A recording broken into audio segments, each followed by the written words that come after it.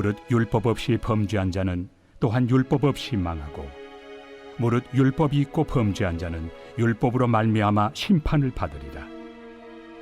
하나님 앞에서는 율법을 듣는 자가 의인이 아니요 오직 율법을 행하는 자라야 의롭다 하심을 얻으리니. 하나님은 세상의 모든 사람들을 심판하시는 분입니다. 왜냐하면 세상의 모든 사람들이 하나님 앞에서 다들 범죄하기 때문이죠. 그래서 거룩하신 하나님, 사랑이신 하나님의 심판은 정당합니다. 진리대로의 심판인 것이죠. 로마서에 의하면 계속해서 기본적으로 설명을 하는 것이 세상 사람들은 이방인들과 유대인들로 이렇게 구분되어져서 설명이 되고 있습니다. 왜 그런가 하면 이것이 유대인들의 기본 이해 방식이기 때문에 그래요. 그래서 먼저 이방인들은 오늘 우리가 읽은 12절 상반절에 보면 이런 식으로 설명을 하고 있죠. 무릇 율법이 없이 범죄하는 자는 율법 없이 망한다. 이렇게 되어 있습니다. 이들이 이방인이라는 거예요. 그러면 유대인들은 어떨까요? 그 다음에 설명이 되어 있죠. 12절 하반절에 율법이 있고 범죄한 자, 그러므로 그들은 율법 때문에 심판을 받겠다. 이렇게 설명을 합니다. 그러니까 이방인들은 율법이 없는 사람들이고 유대인들은 율법이 있다. 자, 그런데 이 둘의 차이점이 뭐죠? 율법의 소유죠. 한쪽은 율법이 있고 다른 한쪽은 율법이 없다. 이런 차이점이 되겠습니다. 그런데 여기에서 지금 사도 바울이 강조하는 것은 둘의 차이점이 아니라 공통점에 대해서 언급을 하고 있는 거예요.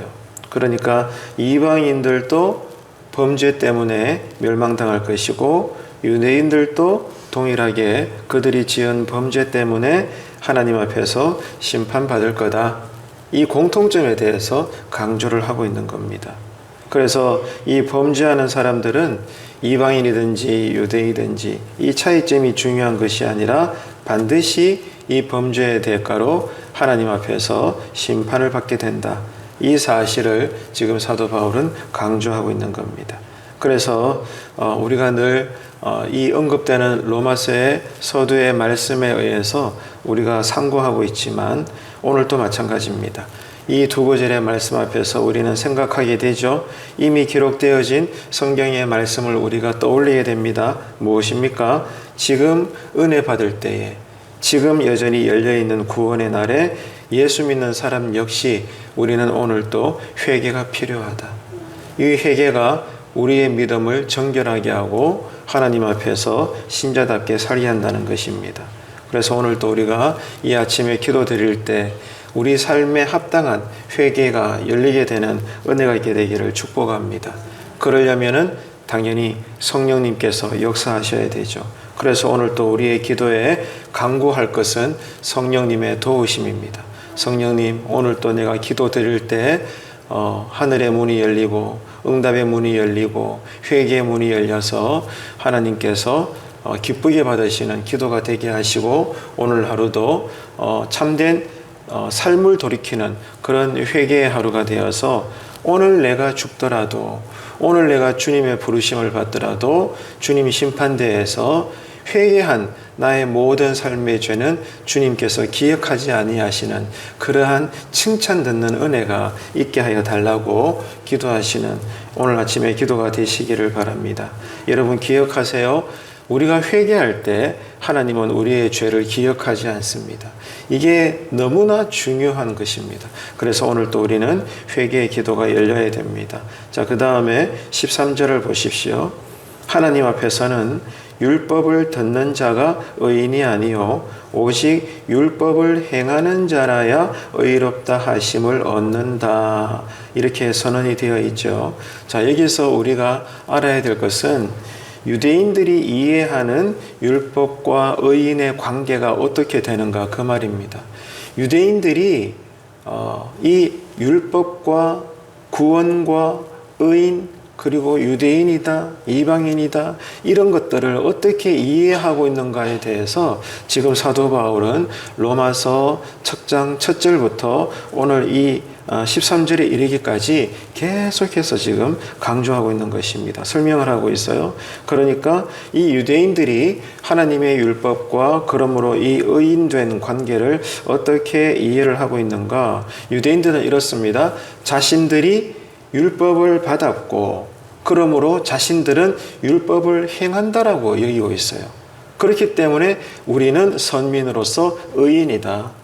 그래서 하나님께서 이방인들, 세상의 사람들을 심판하실 때 우리는 상관이 없다. 왜? 하나님으로부터 선택도 받았고 율법도 받았고 그래 우리는 당연히 율법을 다 지키잖아.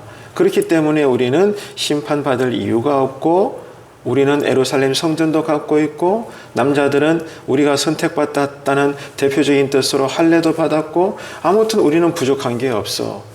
우리는 완전해.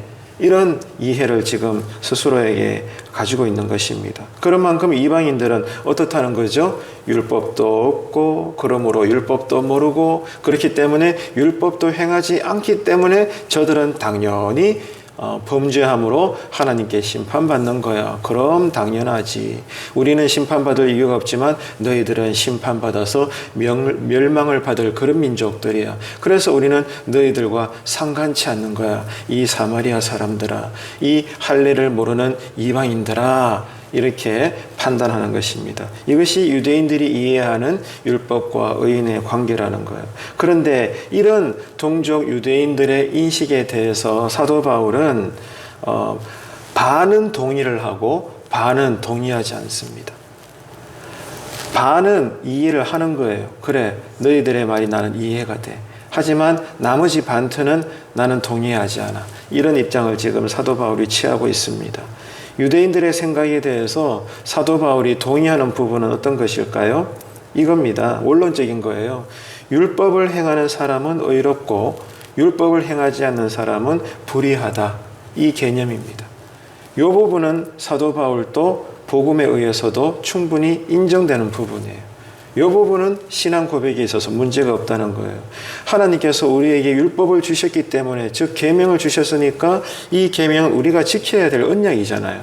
그래서 누구든지 간에 율법을 행하는 자는 의롭고 율법을 행하지 않는 사람은 하나님 앞에서 불의하다. 그래, 이거는 당연한 거다. 이렇게 사도 바울이 동의를 하는 것입니다. 그리고 구약 성경 전체에 깔려 있는 사상입니다. 이것은 행한 대로 복을 받고 행하지 않으면 심판을 받는다. 이것은 구약 성경 전체에 해당되는 이해인 것입니다. 그래서 대표적으로 신명기 28장에서 30장에 보면 여러분 나중에 한번 읽어보셔요. 통독하시는 분들 이미 아시겠지만 하나님의 명령이 기록되어 있죠. 이 신명기 하면은 하나님의 이 기본적인 명령에 대해서 우리가 이해할 수 있는 부분이거든요. 이 하나님의 명령에 순종하면은 복을 받고 또 불순종하면 저주를 받는다. 이 강한 메시지가 선포되고 있는 성경이 신명기입니다. 그래서 28장, 29장, 30장을 읽어보게 되면 이 구약 성경 전체의 기본적인 사상이 이해가 되는 거예요. 그뿐만이 아니죠. 또 레위기는 어떤 성경입니까? 내가 거룩하니 너희도 거룩해라. 내가 온전하니 너희도 율법의 계명을 지켜서 온전해라. 이 거룩함에 대해서 강조하고 있는 책이죠. 그래서 레위기 18장 5절에 보면 이렇게 되어 있는데 제가 읽어드려요. 너희는 내 규례와 법도를 지키라. 사람이 이를 행하면 그로 말미암아 살리라. 나는 여호와이니라. 이렇게 선언하고 있는 것입니다. 이처럼 이 구약 성경 전반에 흐르는 하나님의 이 말씀의 맥락이 무엇입니까?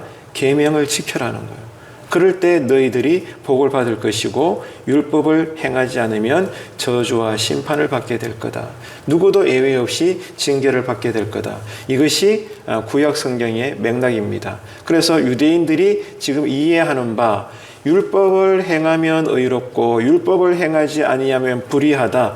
여기까지는 사도 바울도 동의를 하는 거예요. 그러면은 유대인들의 인식 가운데 사도 바울이 전혀 동의하지 않는 부분은 어떤 것일까요? 이것입니다. 율법이 있는 유대인들은 율법을 행했기 때문에 의로워서 심판을 받지 않고, 율법이 없는 이방인들은 율법을 행하지 않기 때문에 불의해서 심판을 받는다. 나는 이것은 동의하지 못해. 유대인들아, 나의 동족들아, 알겠습니까? 이렇게 지금 사도 바울이 가르치고 있는 거예요. 여러분, 이 구분점이 이해가 되세요? 이해가 되십니까? 그러니까 율법을 행하면 의롭고 율법을 행하지 않으면 불의하다. 이 부분은 사도 바울이 성경적으로 동의를 한단 말입니다. 근데 동의하지 않는 부분은 율법이 있는 유대인들은 율법을 행하기 때문에 의롭고 이방인들은 율법이 없기 때문에 율법을 행하지 않기 때문에 불의해서 심판받는다. 이런 설명에 대해서는, 이런 이해에 대해서는 사도 바울이 절대로 동의하지 않는다는 겁니다. 이 구분점이 이해가 되시냐고요. 지금 이것을 언급을 하고 있는 겁니다. 그래서 지금 사도 바울의 강조점이 뭐예요? 아니라는 거예요. 유대인들도 이방인들과 똑같이 율법을 행하지 않기 때문에 하나님의 심판을 받을 뿐이다. 이것을 지금 사도 바울이 구절구절마다 언급을 하고 있는 겁니다. 그렇기 때문에 유대인들도 불의하다고 판결을 받고 심판을 받을 것이니 회개해라. 그래야 우리가 하나님 앞에 서서 의롭게 인정을 받고 영생천국의 삶을 살 수 있다.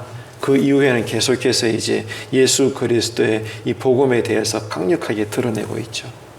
이게 지금 로마서의 흐름을 우리가 계속 걸어가고 있는 것입니다.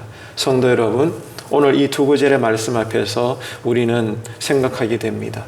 내가 평생 교회를 다닌다고 해서, 직분자라고 해서, 또 나름대로 교회에서 헌신하고 충성한 신앙의 공로가 있다고 해서 내가 예수님을 정말로 믿어 성령님의 역사로 구원은 받았을지라도, 그러나 구원 이후의 나의 삶 가운데 자범죄를 짓고 생활 속에서 죄된 습관들이 계속 반복되고 이럴 때 나는 거기에 대해서 하나님의 징계를 반드시 받습니다.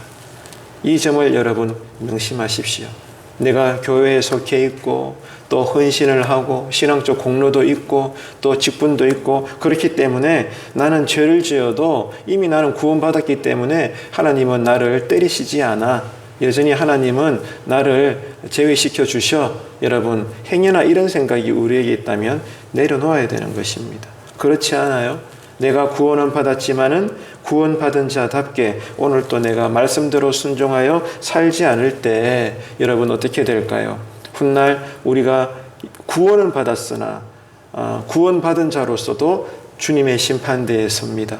서서 나는 그날에 오늘 내가 지은 생활의 죄에 대해서 그저 잊어버렸을지라도 주님은 다 기억하시는 거예요. 우리의 행위록을 하나하나 돌추어보면서 우리의 회개하지 않은 이 죄에 대해서 하나님은 책망하십니다. 구원받은 자에게 대해도 하나님은 우리의 행위에 대해서 책망하십니다. 근데 중요한 것은 이거예요. 나를 향하신 하나님의 책망을 우리가 견딜 수 있겠냐 그 말입니다. 그냥 여러분 한두 마디 잔소리 듣고 지나가는 심판대가 아니잖아요. 여러분 상상이 되십니까? 상상할 수 없잖아요. 하나님이 우리를 심판하시는데 우리의 죄에 대해서 책망하시고 여러분 다 드러내시는데 우리가 그날에 그 자리에서 감당할 수 있겠습니까? 이것은요 절대로 우리가 상상할 수 없는 두려운 그 자리예요. 그렇기 때문에 오늘 또 우리에게 필요한 것은 회개인 것입니다. 오늘 또 우리가 기도 드릴 때 성령님께서 나로 기도하게 하시고 또 생각나게 하시고 깨닫게 하시는 하나님 앞에 고백해야 될 내 마음이나 생활이나 신앙이나 어떤 부분이든지 간에 여러분 회개할 부분이 있을 때 하나님 앞에 통회하시기를 축복합니다. 그럴 때 여러분 하나님은 우리를 순결하게 보시고 오늘 또 하나님과 우리 사이의 관계가 막힘이 없고 내 영혼이 잘된 같이 범사가 잘 되는 은혜가 있을 줄로 믿습니다. 정말 하나님께서 오늘 이 아침에도 우리를 불쌍히 여겨주시기를 축복합니다. 나는 회개할 것이 별로 없는 것 같은데 그래 오늘 또 이 말씀을 들을 때 이해는 돼. 그런데 기도할 때 여전히 나는 회개하고는 별로 상관이 없는 기도가 그냥 나올 뿐이야 라고 여러분 여겨지신다면 정말로 하나님은 저와 여러분을 더욱더 불쌍히 여겨 주셔야 됩니다. 어찌 우리가 회개에 대해서 생각할 것이 없겠으며 어찌 우리가 회개할 목록들이 없겠습니까? 정말 그렇다는 것은 우리의 눈이 감겼다는 것이고 정말 우리가 영적인 문둥병에 걸려 있어서 이런 감각에 둔하기 때문에 우리가 깨닫지 못하는 것이겠죠. 여러분, 그래서 우리에게는 성령님의 역사가 필요합니다. 정말로 영의 기도가 열려야 됩니다. 하나님께서 간섭하셔야 오늘 또 우리가 잠시 드리는 기도일지라도 회개의 기도가 터질 것이며 그러므로 능력 있는 기도가 흐를 것이며 그러므로 오늘 또 우리는 하나님과 가까이 살게 될 것입니다. 여러분, 그래서 나를 살리는 기도는 회개입니다. 오늘 또 성령님께서 생각나게 하시는 대로 회개가 열려서 하나님과 더 가까운 삶을 사시는 믿음의 하루가 되시기를 주님의 이름으로 축원합니다.